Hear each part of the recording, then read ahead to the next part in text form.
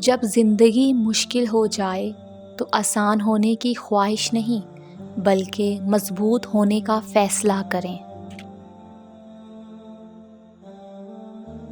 کل سے نماز پڑھوں گا۔ قبرستان میں ایسے لاتعداد لوگ دفن ہیں جنہوں نے کل سے نماز شروع کرنی تھی۔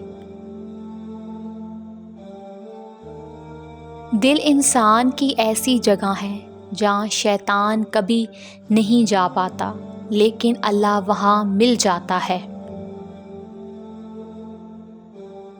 نبی کریم صلی اللہ علیہ وسلم نے ارشاد فرمایا، جو کسی مومن کی کوئی دنیاوی تکلیف دور کرے، اللہ تعالیٰ قیامت کے دن اس کی بڑی مشکل آسان فرما دے گا۔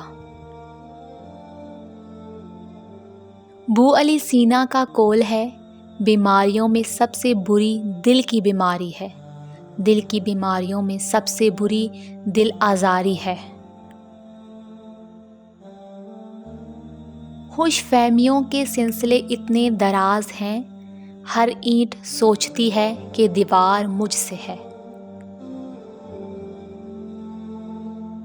یقین مانیں، صبر کی زبان اتنی طاقتور ہوتی ہے کہ ستانے والوں کی بنیادیں ہلا دیتی ہے۔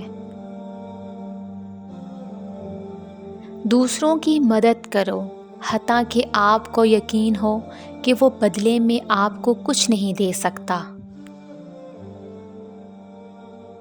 سورہ انبیاء میں اللہ تعالیٰ ارشاد فرماتے ہیں، ہر جاندار کو موت کا مزہ چکھنا ہے اور ہم تمہیں آزمانے کے لیے بری بلی حالتوں میں مبتلا کرتے ہیں اور تم سب ہمارے پاس ہی لوٹا کر لائے جاؤ گے۔ خوبصورت زندگی کا راز، دعا کی جائے، دعا دی جائے، دعا لی جائے۔ بہترین یادداشت یہ ہے کہ بندہ اپنی نیکیاں اور دوسروں کی برائیاں بھول جائے۔ اس سے کوئی فرق نہیں پڑتا کہ دوسرے کیا کر رہے ہیں، اس سے فرق پڑتا ہے کہ آپ کیا کر رہے ہیں۔